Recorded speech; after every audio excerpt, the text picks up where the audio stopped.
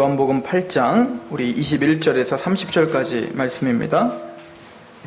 요한복음 8장 21절에서 30절까지 말씀.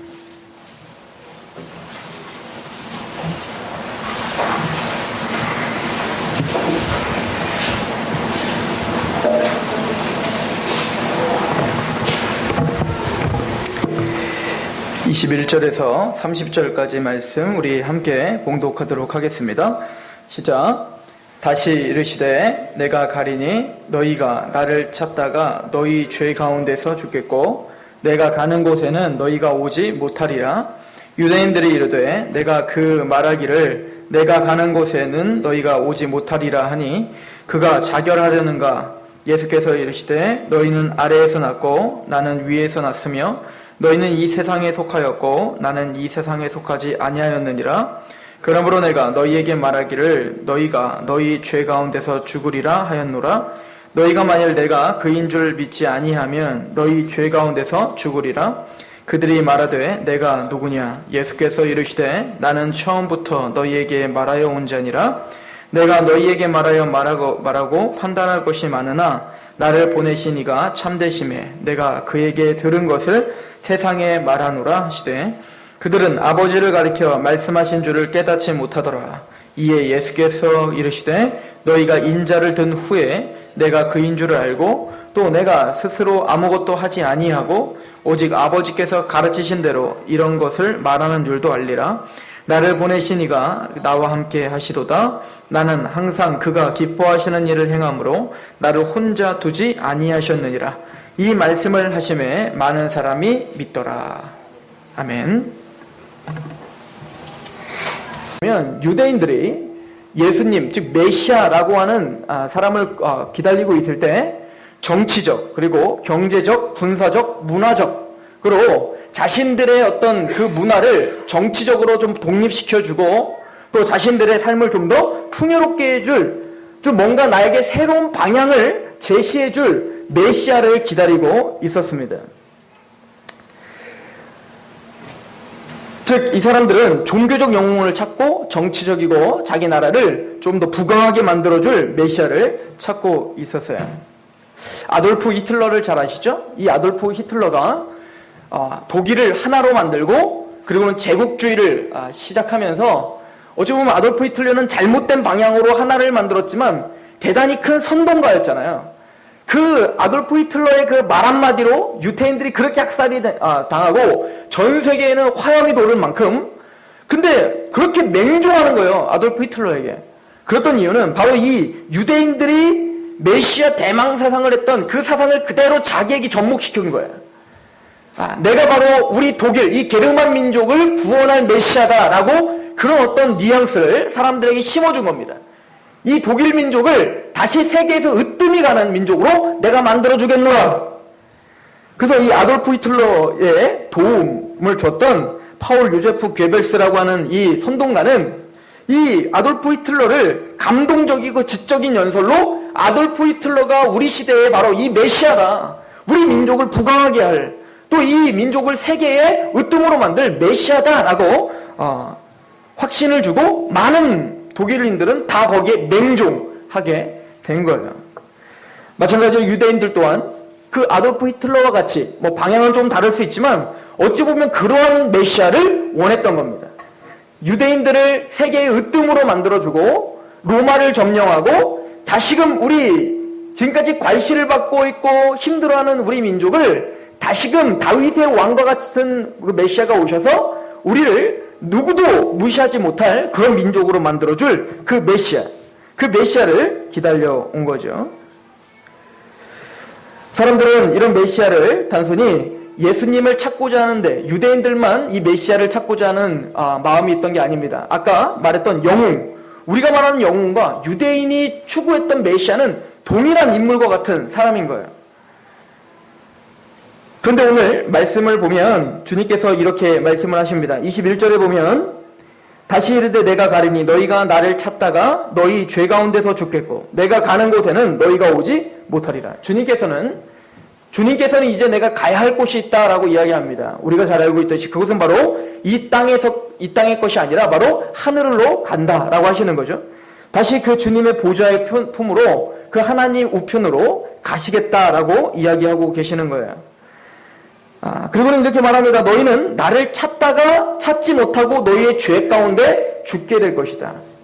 이 얘기는 예수님이 십자가에 죽고 난 다음에도 그 유대인들은 지금까지도 2000년이 지난 지금까지도 그 메시아를 찾고자 그렇게 노력하고 있더라는 겁니다.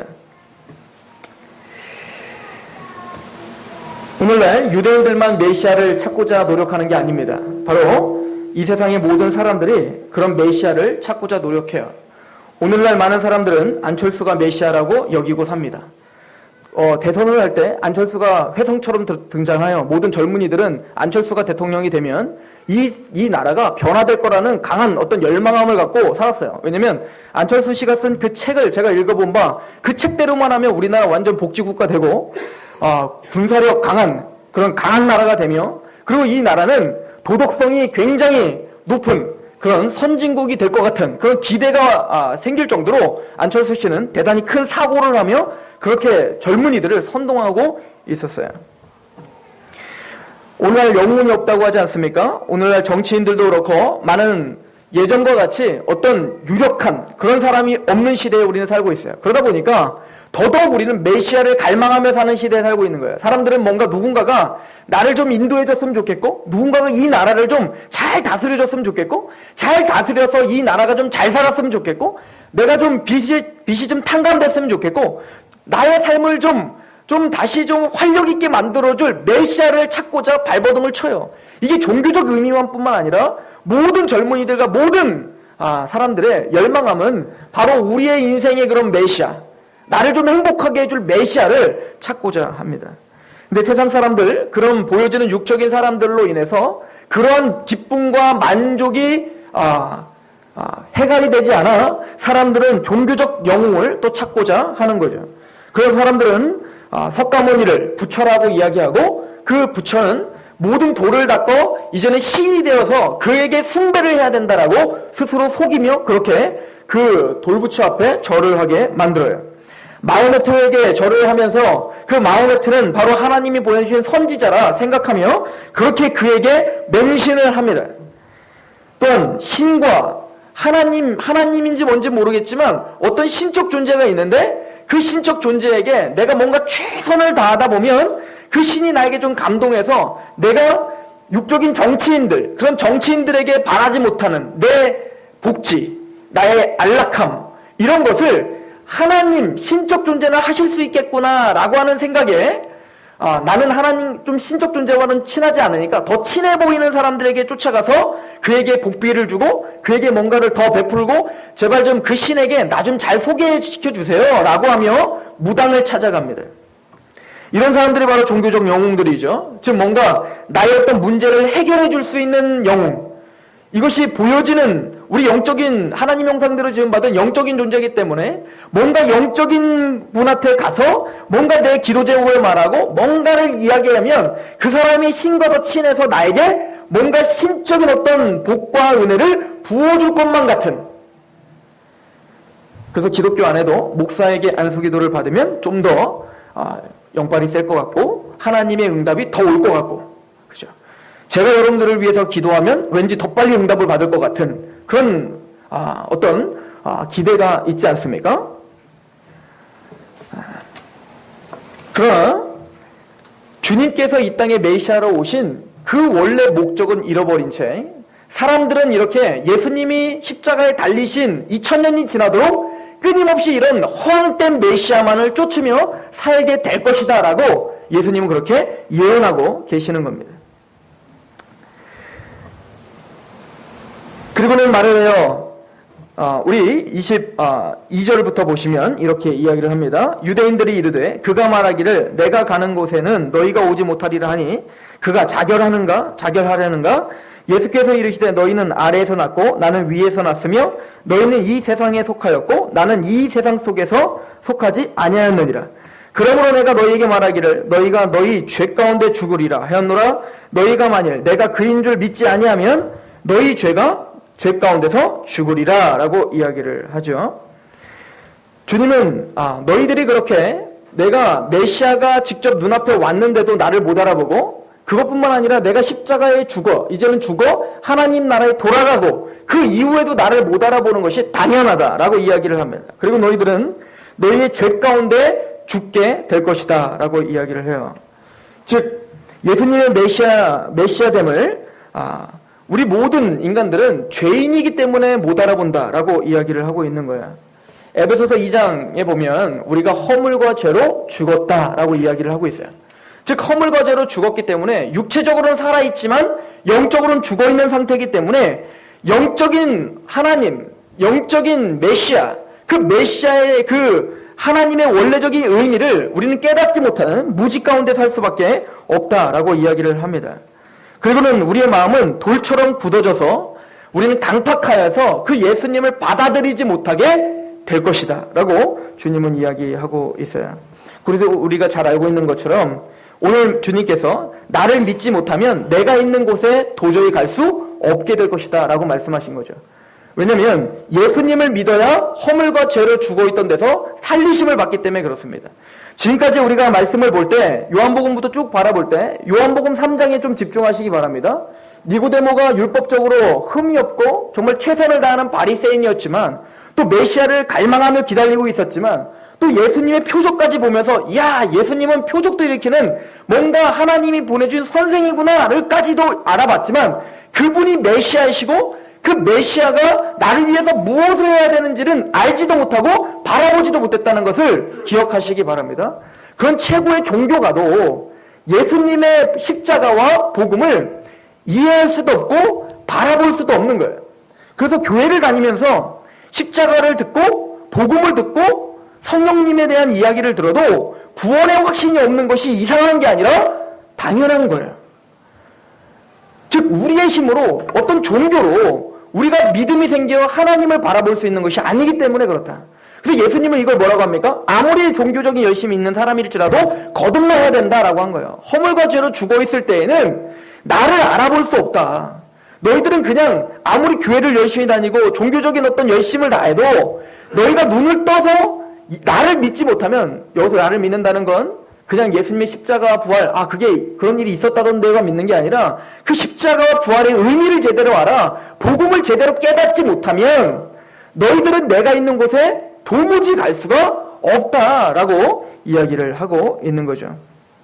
즉 명목상 크리스찬으로는 구원받을 수도 없고 주님의 나라에 갈 수도 없다는 얘기겠죠. 거듭나야 하고 의롭다함을 받아야 된다는 거야. 그래서 고린도후서 5장 21절에 죄를 알지 못하시는 이를 우리를 대신하여 죄를 삼으신 것은 우리로 하여금 하나님의 의가 되게 하려 하심이라. 즉 그 죄로 말미암아 하나님의 진리를 가로막고 있는 거잖아요. 그 죄 때문에 사탄이 하나님의 진리를 알아보지 못하도록, 참된 메시아의 그 의미를 알아보지 못하도록 가로막고 있는 거예요. 뭔가 영적인 영웅을 찾고자 하지만 그때 우리가 예수님을 만나게 되면 그 죄가 사함을 받아 이제는 하나님을 알게 되고 메시아의 의미를 정확하게 알게 되더라는 거예요. 그럴 때만이 주님의 나라에 갈 수 있다라고 이야기하고 있는 거예요. 자, 그런데 주님이 오늘 본격적으로 이야기를 해보면 주님이 이런 이야기를 합니다. 25절을 한번 보십시오. 참 어려운 이야기를 하는데 25절부터 27절 같이 한번 읽어봅니다. 시작. 그들이 말하되 내가 누구냐? 예수께서 이르시되 나는 처음부터 너희에게 말하여 온 자니라. 내가 너희에게 대하여 말하고 판단할 것이 많으나 나를 보내신 이가 참되심에 내가 그에게 들은 것을 세상에 말하노라 하시되. 자 보세요. 나는 처음부터 너희에게 말하여 온 자니라. 이렇게 이야기를 해요.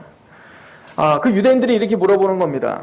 아니 당신이 가는 곳이 도대체 어디기에 우리가 당신이 가는 곳에 가지 못한다는 얘기입니까? 아니 우리가 아무리 당신을 찾아도 찾지 못한다는 말이 무엇입니까? 당신은 누구십니까? 라고 물어봤을 때 주님이 자신을 설명할 때 이렇게 설명하는 거야. 나는 처음부터 너희에게 말하여 온 자니라.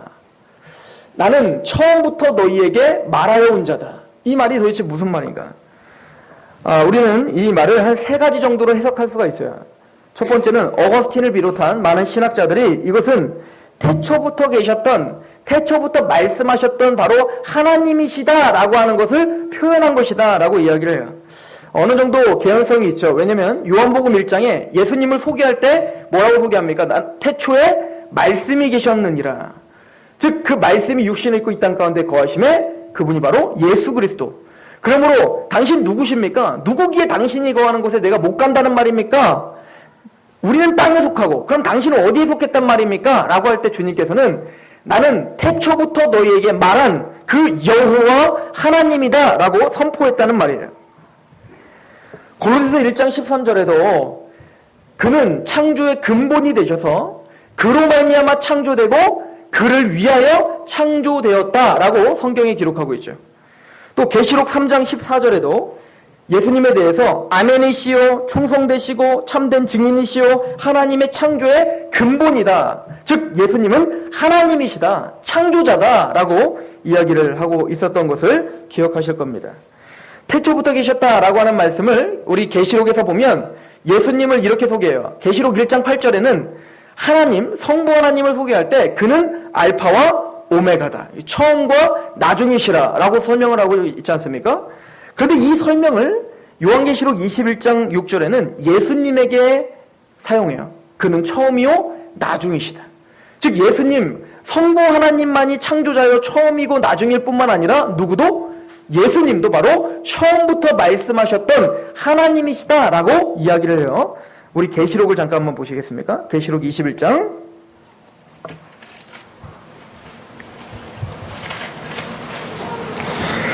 유대인들이 바라던 메시아는 어떤 정치적이고 이 세상 땅의 것을 추구하는 메시아라면 주님이 그럼 당신이 요구하는 당신은 어떤 메시아입니까? 라고 물어봤다면 나는 바로 하나님이다 라고 이야기하고 있는 장면인 것과 같은 거죠. 우리 계시록 21장 한번 보시면 16절에 보십시오. 이 첫째 부활에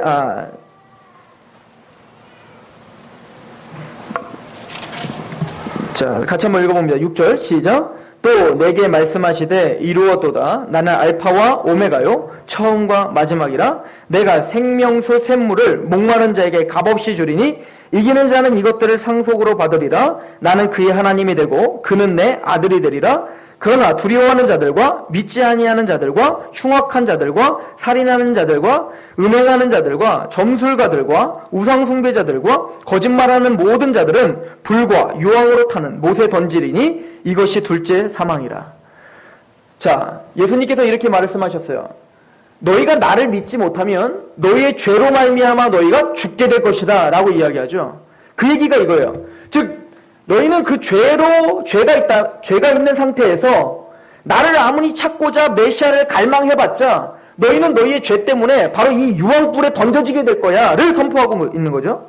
왜요? 그들은 두려워하는 자고 믿지 아니하는 자들이고 흉악한 자들이고 살인하는 자들이고 음행하는 자들이고 점술가들이고 우상숭배자들이기 때문에 그렇습니다. 즉 죄악 덩어리인 많은 사람들은 아무리 메시아를 갈망하고 나를 좀 구원해 주세요 라고 할지라도 그 죄를 해결하지 못한 사람은 이런 불못에 던져질 수밖에 없다라고 선포하시는 거예요. 그리고는 주님은 이렇게 얘기하는 거예요. 6절에 또 내게 말씀하시되 이루었도다. 나는 알파와 오메가요 처음과 마지막이라. 내가 생명수 샘물을 목마른 자에게 값없이 주리라. 즉 이 하나님은 알파와 오메가이신 하나님은 생명수를 어떻게 주시는 거예요? 값없이 나누어 주시는 분이세요. 이거 누가 설명한 겁니까? 예수님이 자신에 대해서 설명하고 있는 거 아닙니까? 요한복음 4장에 사마리아 여인을 만나서 그 여인에게 말을 하잖아요. 물 좀 달라. 당신 유대인으로서 나에게 왜 물을 달라 하십니까? 나는 사마리아인인데 내가 누군 줄 알았다면 너는 나에게 물을 줬을 것이다. 이 야곱의 물은 먹고 금방 목이 타고 갈증이 생기지만 내가 주는 물은 영원히 목마르지 않는 물이 될 것이다. 즉 나는 뭐예요? 그 영원히 목마르지 않는 영생수를 쏟아 붓는 분이다 라고 선포하신 거죠. 요한복음 7장에 예수님은 자신을 뭐라고 소개합니까? 너희의 배에 생수의 강을 넘치게 할, 즉 성령을 부어줘서 너희를 만족하게 하고 너희를 다시 생명수를, 갈증이 없어지고 생명수를 먹고 영원한 생명을 누리게 할 메시아임을 예수님은 말씀하셨는데 그분이 바로 뭐요? 알파와 오메가 하나님이시다라고 설명하고 있는 거예요. 우리 22장, 우리 12절도 한번 보실래요?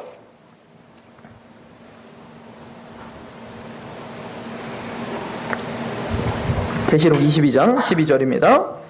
보라 내가 속히 오리니 내가 줄 상이 내게 있어 각 사람에게 그가 행한 대로 갚아주리라.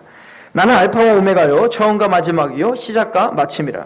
자기 두루마기를 빠는 자들은 복이 있으니 이는 그들이 생명나무에 나아가며 문들을 통하여 성에 들어갈 권세를 받으려 함이로다. 예수님이 지금 말씀하시는 것과 지금 이 계시록의 말과 한번 비교해서 보세요. 너희들이 나를 아무리 찾고자 하더라도 너희들은 너희의 죄로 말미암아 죽임을 당할 수밖에 없을 거야. 그러나 너희가 나를 믿으면 살림을 받을 거야 라고 하는데, 지금 여기서 말하죠. 두루마기를 빠는 자들.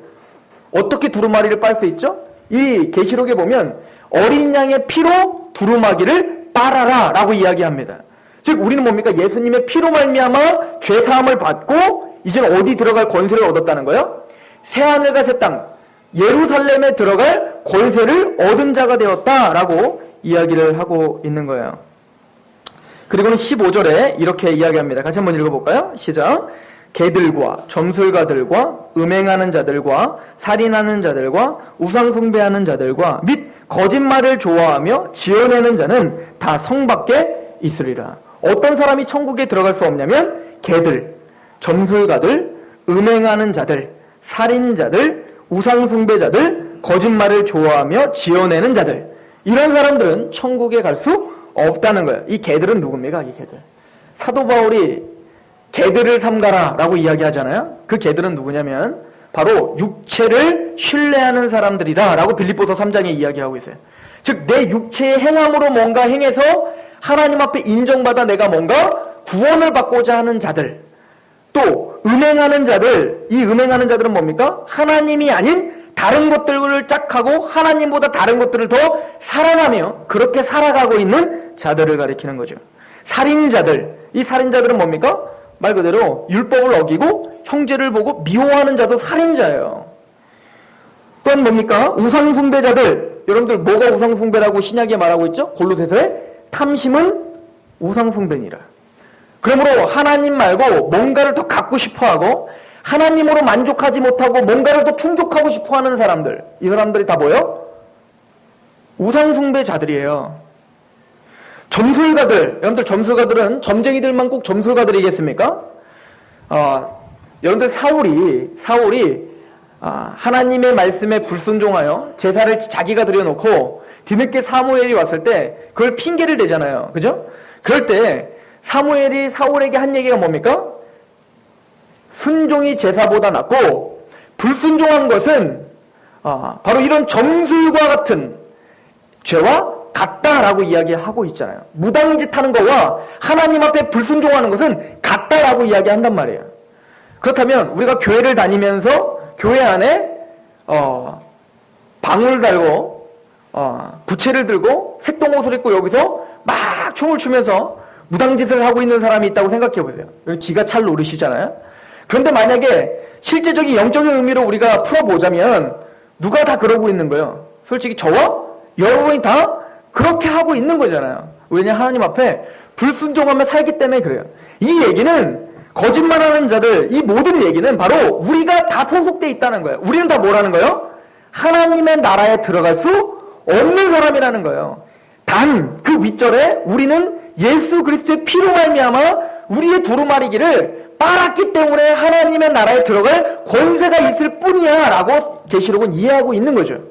그래서 주님은 너희들이 나를 믿지 않으면, 너희들이 나의 십자가를 믿지 않으면 아무리 그 종교적 열심으로 나를 찾고자 그렇게 매진을 하여도, 여러분들 이게 너무 유대인들만 생각하지 마시고요, 교회 안에도 메시아를 열망하고 메시아를 찾고자 메시아를 좀 만나고 싶어서 최선을 다해서 기도도 하고 말씀도 듣고 설교도 듣고 봉사도 하고 이런 사람 많이 있잖아요.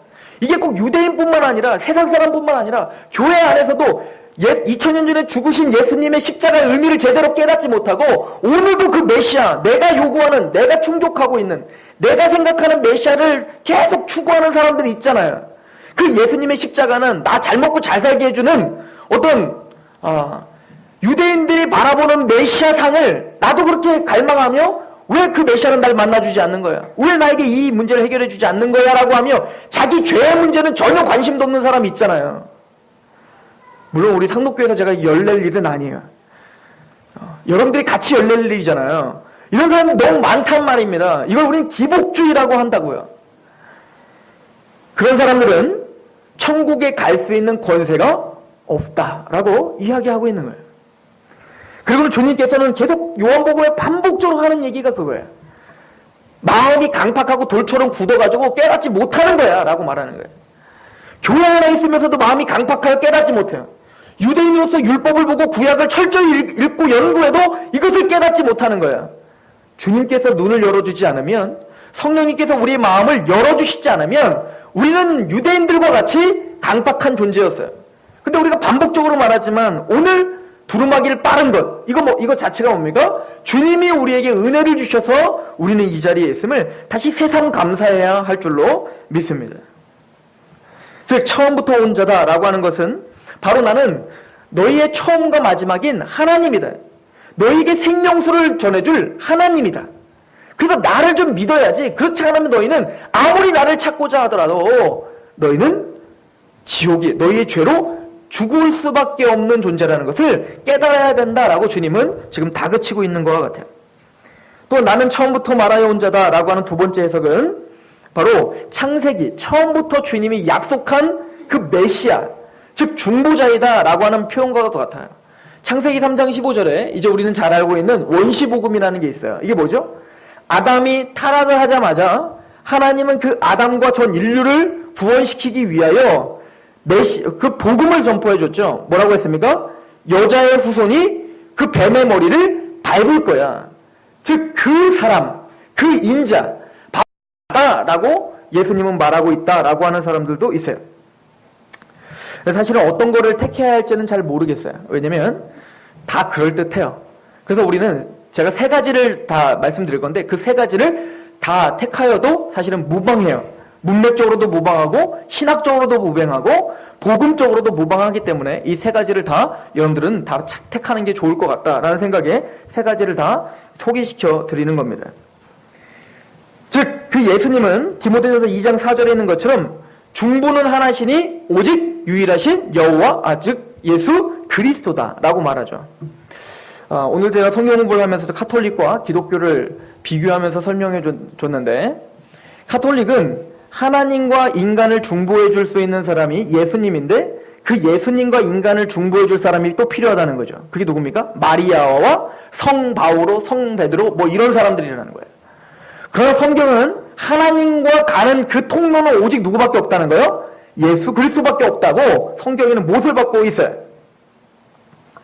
즉 처음부터 그 약속된 그 바로 메시아, 즉 중보자, 영원한 대제사장 멜기세덱의 반차를 쫓는 영원한 대제사장이 바로 나다라고 이야기하고 있는 거겠죠.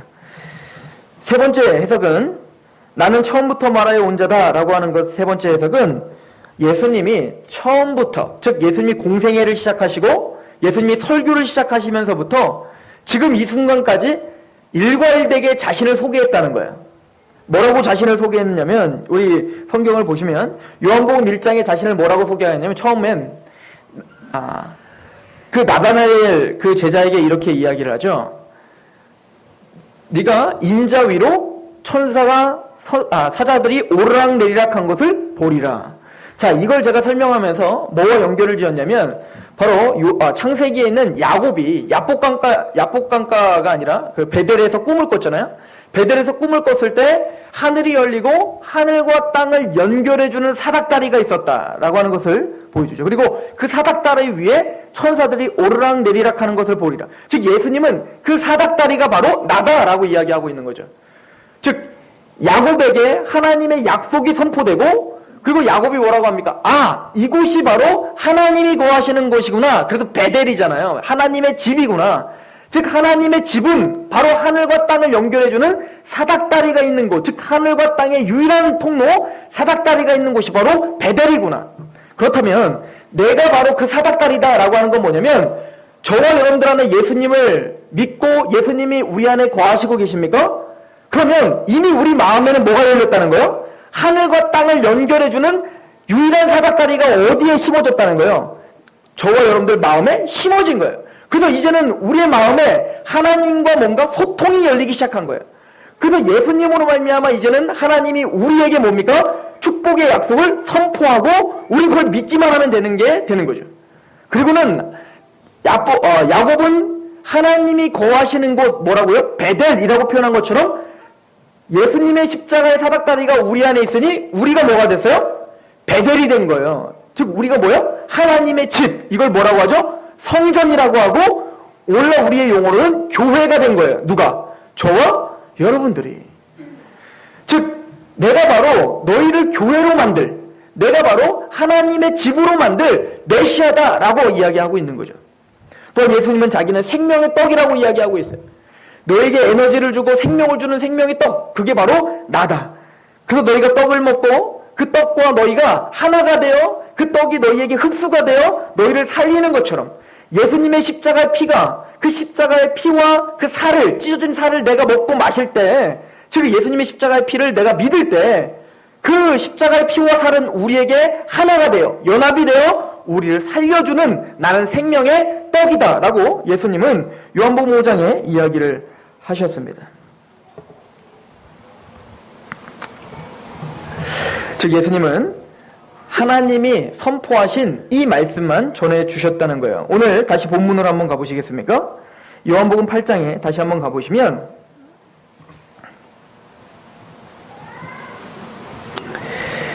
26절을 한번 보세요. 나는 처음부터 너희에게 말하여 온 자니라 라고 말씀하시고 26절에 내가 너희에게 대하여 말하고 판단할 것이 많으나 나를 보내신 이가 참되심에 내가 그에게 들은 그것을 세상에 말하노라. 주님은 이 세상에 하나님이시기 때문에 우리의 마음까지도 다 읽어보시죠. 주님은 마음을 다 읽으세요. 그래서 요한복음 2장에도 표적을 보고 와 내가 예수님 믿습니다 라고 따라온 사람에게 예수님이 어떻게 합니까? 그들에게 몸을 의탁하시지 않고 그 사람들에게 증거를 취하실 필요가 없었다. 왜? 그 사람들의 마음을 다 아셨기 때문이라 이렇게 표현하고 있거든요. 즉 주님은 우리의 모든 죄를 다 아세요. 그래서 주님은 이 땅에서 우리의 죄를 정죄하고 우리의 죄를 심판하실 수 있는 충분한 권리가 있으세요. 그렇죠. 주님은 율법을 다 알고 계세요. 그래서 우리를 충분히 뭡니까? 정죄하실 수 있단 말입니다. 심판하실 수 있단 말입니다. 그래서 주님은 뭐라고 하는 거예요? 나는 이 땅에 심판하러 온 게 아니야. 그래서 심판을 하지 않겠다라고 선포하고 계시는 거예요. 그 대표적인 예로 바로 오늘 말씀 전에 뭐가 있었죠? 간음하다 잡혀온 여인이 있었잖아요. 그 간음하다 잡혀온 여인을 율법대로 하면 어떻게 합니까? 정죄하고 돌을 쳐 죽여라 라고 해야 됐어요. 근데 주님은 이 땅에 정죄하러 오시고 심판하러 오신 게 아니기 때문에 뭐하러 오셨어요? 우리의 죄를 용서하러 오신 거예요. 그래서 그 여인에게 어떻게 했습니까? 나도 너를 정죄하지 않아 라고 이야기해요. 그 말씀은 바로 저와 여러분들에게도 해당되는 거잖아요. 주님이 만약에 정죄자로 심판자로 이 땅에 오셨다면 저와 여러분들은 예수님을 이렇게 부를 수도 없는 거예요. 우린 다 정죄받고 지옥 형벌을 갈 수밖에 없어요. 근데 주님이 이 땅에 오신 이유, 초림하신 이유는 우리의 죄를 대속하시기 위한 메시아로 오셨다라고 하는 것을 설명해 주는 거예요. 얘들아, 너희들이 말하는 그 메시아로 내가 온 게 아니야. 나는 너희들의 죄를 용서하러 온 메시아지 너희들을 이 땅에서 잘 먹고 잘 살게 해주는 메시아가 아니란 말이야. 너네 방향 잘못 틀었으니까 나를 다시 바라봐라. 나를 믿어라. 그렇지만 너희는 죄 가운데 죽을 수밖에 없다. 내가 내 몸을 찢어 내가 죽어서 저주를 대신 받아 너희가 살림을 받을 수 있다. 이런 메시아로 나를 믿어야 할지니라. 이거 사실은 구약 성경에 그 메시아에 대해서 설명했었던 거잖아요. 고난의 종으로 이사야서 53장에 보면 허물과 죄로 죽었던 우리를 살리기 위해서 그가 찔림은 우리의 허물을 위함이고 그가 채찍에 맞으심으로 우리의 죄악이 사함을 받잖아요. 그런 고난의 종으로 이 땅에 오신 메시아를 까마득하게 잊어버리고 단지 예수 그리스도를 그런 세속적인 메시아로 기다리고 있었던 자들에게 자신을 설명해 주고 있는 거예요. 그리고는 마지막 이렇게 설명하십니다. 우리 28절 같이 한번 읽어볼게요. 28절 시작. 이에 예수께서 이르시되 너희가 인자를 든 후에 내가 그인 줄을 알고 또 내가 스스로 아무것도 하지 아니하고 오직 아버지께서 가르치신 대로 이것을 말하는 줄을 알리라. 나를 보내신 이가 나와 함께 하시도다. 나는 항상 그가 기뻐하시는 일을 행함으로 나를 혼자 두지 아니하셨느니라. 예수님께서 인자를 둔 후에, 즉 그 유대인들은 그 메시아를 끝까지 알아보지 못하여 무지하여서 어떻게 하죠? 십자가에 못 박을 것이다 라는 것까지도 예언하고 계시는 거예요. 그리고 너희들은 나를 들어 십자가에 달리게 한 후에도 그때서야 너희는 깨닫게 그가 나인 줄을 깨닫게 될 것이다. 이 얘기는 유대인들이 예수님이 십자가로 딱 달리자, 아, 그분이 메시아였구나, 아, 후회스럽구나, 내가 괜히 달았구나 라고 깨닫는다는 얘기가 아니에요. 역사적으로 유대인들은 지금까지도 못 깨닫고 있잖아요. 지금까지도 예수님이 메시아 그라는 것을 깨닫지 못해요. 이 말뜻은 그 사람들이 아, 예수님이 메시아였구나를 깨닫는다는 게 아니라 너희들은 나를 죽이기 위하여 너희가 요구하고 너희가 소망했던 메시아가 아니라 나를 죽이기 위하여 나를 십자가에 달았지만 너희의 그 죄악으로 말미암아 내가 진짜 참 메시아라는 것을 알게 될 거야. 이 말은 뭐냐면 내가 메시아임을 증명하게 될 거야 라고 하는 표현인 거예요. 즉 예수님이 십자가에 죽으심으로 말미암아 뭐가 일어났습니까? 부활이 일어났고 승천하셨고 하나님의 우편에 계신단 말이에요. 그리고 마지막은 그 십자가로 말미암아 뭐 할 거야? 다시 재림하실 거란 말이에요. 즉 그때서야 그 사람들은 깨닫게 되리라 이 얘기인 거예요. 그때는 이미 그 사람들은 늦었어요. 그의 죄악으로 죽임을 당할 거예요. 이 이야기는 주님께서 십자가에 달리시는, 즉 어찌 보면 인간들은 자신의 메시아상을 위하여 성경의 메시아를 버리는 거죠. 쉽게, 너무 어려운 얘기 같으면 쉽게 이렇게 생각해 보세요. 내가 요구하는 하나님 상이 있어요. 내가 요구하고 있는, 내가 바라보고 있는 메시아 상이 있어요. 예수님이 나에게 무엇을 해줬으면 좋겠느냐라고 요구하는 그 메시아 상이 있다고요. 근데 그 내가 바라보고 있는 그것 때문에 성경에서 나는 죽어야 된다, 너를 위해서 죽어야 되고 또 너를 위해서 죽은 나는 네 안에서 너도 죽게 만들 거야, 이게 우리가 성경이 말하는 메시아란 말이에요. 즉 내가 너를 위해서 죽고 너도 너의 십자가를 지고 따라오게 만들 메시아란 말입니다. 예수님은, 우리가 예수님을 믿어 그 메시아를 믿는 사람들이 작은 예수가 돼서 오늘 어떤 상황 속에서도 대적들에게, 원수들에게 오른뺨을 때리고 왼뺨을 돌려댈 수 있는 그런 고난의 종으로 우리를 바꾸실 메시아라는 얘기인 거예요. 예수님의 메시아 상은.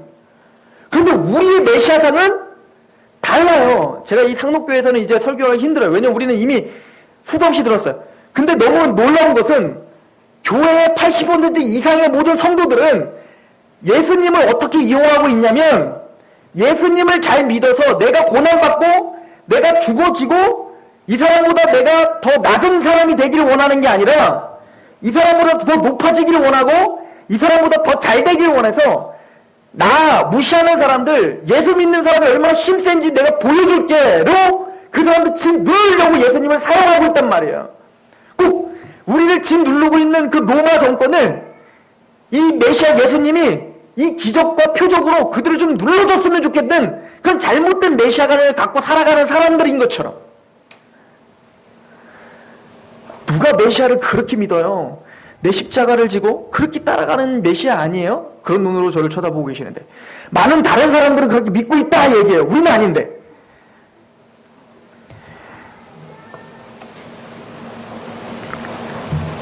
즉 유대인들은 그 불신앙으로 예수님을 죽인 거예요. 그 얘기는 오늘날도 우리가 예수님을 동일하게 죽일 수 있다는 거예요. 그런 메시아상을 갖고 있는 사람이 예수님 시대에 태어났다면 당연히 누구 편을 들었겠습니까? 그 유대인들의 편을 듣지 않겠습니까? 나의 복지를 약속해줄 메시아를 찾았는데 나보고 죽으라고 자꾸 하니까 예수님이 자꾸 뭐라고요? 처음부터 끝까지 난 죽으러 왔다, 너희들도 죽어라. 나는 용서하러 왔다, 너희들도 용서해라.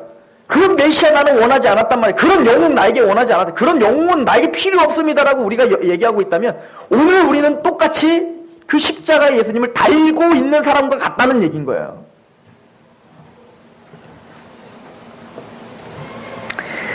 그런데 주님은 이 얘기를 하는 겁니다. 유대인들아, 너희의 그 악독함으로, 그 무지함으로 나를 십자가에 달아, 나를 십자가에 달렸는데, 인자가 높이 들렸는데, 그것으로 말미암아 내가 뭐임이 선포됐다? 메시아임을 선포하게 되었다. 그리고는 그 선포로 말미암아 많은 백성들을 끌어모아 이제는 하나님의 나라를 완성하는 발판으로 되었다. 이게 뭡니까? 아무리 어떤 악으로 예수님과 하나님의 그 뜻과 그 어떤 계획을 대적할지라도 주님은 우리가 보기에는 그 악한 사탄이 보기에는 이게 승리일 거라고 생각했지만 주님은 그 악함을 뒤집어 엎어서 승리로 바꾸실 수 있는 신실하시고 능력 많으신 분이시다를 예수님은 선포하고 있는 거예요. 여러분들, 예수님이 정말 그런 분이심을 믿으십니까? 십자가가 정말 그런 의미라고 믿으십니까? 그런 십자가를 믿어야 저와 여러분들의 삶이 역동적이고 능력이 있어요. 여러분들, 요즘에 큐티하고 계시죠? 사무엘상? 하고 계심을 믿으며? 사무엘상에 보시면 이런 얘기 하나, 요즘 다윗 이야기에 아주 역동적이에요. 다윗이요, 이스라엘에게 쫓김을 당해서, 이스라엘 사울에게 쫓김을 당하죠. 죽임을 당하려고 하죠. 근데 다윗은 끝까지 어떻게 해요? 만약에 유대인들이 원했던 메시아상은 뭐였습니까? 강한 군사력으로 어떻게 해요? 골리앗을 부순 것처럼 사울도 멱살 잡고 그냥 확 뒤집어 엎은 다음에 몇 번이라도 죽일 수 있는 영웅. 그런데 다윗은 어떻게 합니까? 다윗 자신은 그렇게 하지 않았어요. 다윗은 그냥 창을 던지지 않고 묵묵히 주님의 말씀 앞에 그냥 순복하며 사울이 오른뺨 때려도 왼뺨 돌려대고 용서하고 축복했단 말입니다. 근데 결론은 어떻게 되더라는 거예요? 하나님이 사울의 나라는 멸망시켜버리고 다윗의 나라는 영영이 견고하게 만들어 주시더라. 이게 지금 구약의 스토리죠. 그런 하나님을 알고 있었던 다윗은 블레셋에 도망을 가서 이 블레셋에 도망갔다가 잠깐 어디 갔다 왔더니 이 그일라라고 하는 곳에 아말렉이 쳐들어와서 다윗과 다윗의 그 아내와 처자식 그리고 400명이나 되는 그 군사의 모든 처들까지 다 잡아간 거예요. 얼마나 낙심이 되겠어요. 하나님의 말씀대로 살고 그렇게 철저하게 싸우려고 그렇게 몸부림을 쳤던 다윗인데 돌아와봤더니 자기의 처들이 다 잡힘을 당한 거예요. 고난이죠. 고통이죠. 내가 원하는 메시아 이런 거 아니라니까요. 내가 원하는 기독교인의 삶이라는 건 항상 승리하는 거지 이런 고통이 아니란 말이에요. 근데 다윗에겐 고통이 찾아왔단 말입니다. 그럴 때 다윗이 뭐라고 기록이 되어 있냐면 다윗은 크게 당황하였다라고 써있어요. 크게 다급하였다라고 써있어요. 이 얘기는 뭐죠? 대단히 마음이 낙심되었고 당황하고 다급한 거예요. 어찌할 바를 모르는 거예요. 내 아내들이 다 잡혀갔으니까. 게다가 자기를 믿고 따랐던 모든 백성들이 다윗을 쳐 죽이자라고 하는 거예요. 믿었던 그 400명의 용사들도 이 400명의 용사는 좀 괘씸하지 않아요? 지들이 빚진 자, 지들이 정말 오갈 데 없어서 다윗도 도망자였을 때 그 사람들 잘 돌봐줬더니만 나중에 지들 처들 다 없어졌다고 다윗 때문이라고 다윗을 돌로 쳐 죽이려고 하다니 이런 괘씸한 놈들. 그런데 다윗은 그때 그래서 마음이 다급했던 거예요. 크게 다급하더라. 그런데 뭐라고 기억하냐면 하나님이 다윗에게 힘을 주시사 용기를 얻게 하더라. 지금 무슨 얘기입니까? 다윗은 믿음이 있었던 겁니다. 하나님이 믿음을 주신 거예요. 야, 이 일을 통하여 뒤집어 엎어 하나님이 선으로 바꾸실 것도 알지 못하니 오늘날로 말하면 그 모든 대적들이 모든 군사, 로마의 군사, 이스라엘의 모든 바리새인, 서기관, 헤로당까지 다 총동원하여 예수님을 폭격했잖아요. 그게 십자가잖아요. 그런데 이 세상의 모든 힘으로 예수님을 폭격했지만 예수님은 뒤집어 엎어 참된 승리를 하시더라. 그 어떤 누구도 그 모든 것도 예수님의 또 하나님의 뜻을 뒤집어 엎을 수 없더라. 하나님의 뜻은 우리가 아무리 발버둥을 쳐도 유유히 흘러가 마침내는 어떠한 일을 역사를 이룩해 내더라. 그렇다면 우리 안에 저와 여러분들의 가정 안에 또 여러분들 안에 일어나는 모든 고통이 이 메시아상을 믿는다면 단순히 잘 먹고 잘 살고 이걸 원하는 게 아니라 어떤 상황 속에서든 주님의 약속, 이 약속, 영광스러운 승리가 반드시 오리라 라고 하는 마음으로 좀 더 마음이 강해지지 않겠냐는 겁니다. 다윗처럼 어떤 상황이든 용감해지지 않겠냐는 거예요.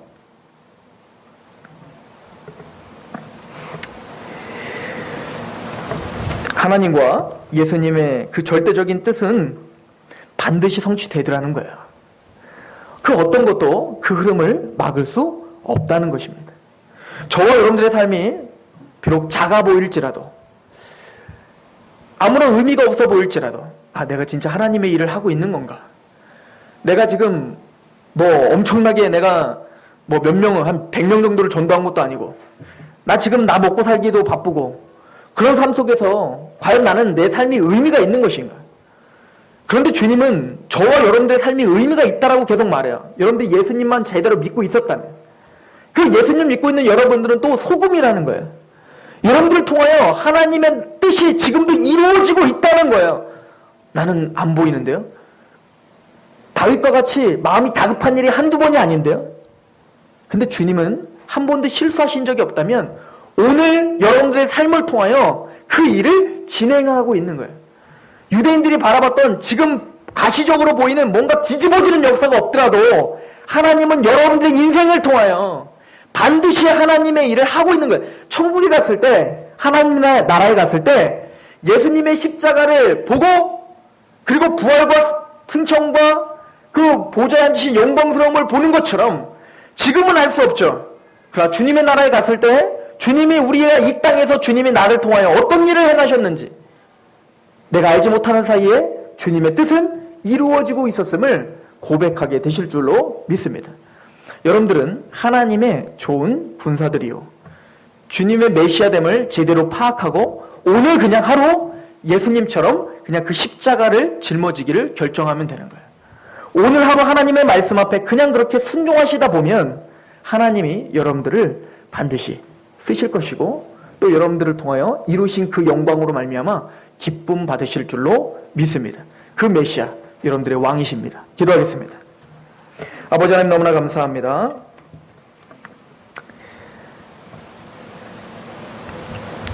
많은 사람들은 이 시대를 뒤바꿔줄 영웅을 기다리고 있고, 유대인들은 오늘날도 자기들의 민족, 이 땅의 것을 더 화려하게 만들어줄 메시아를 갈망하고 있습니다.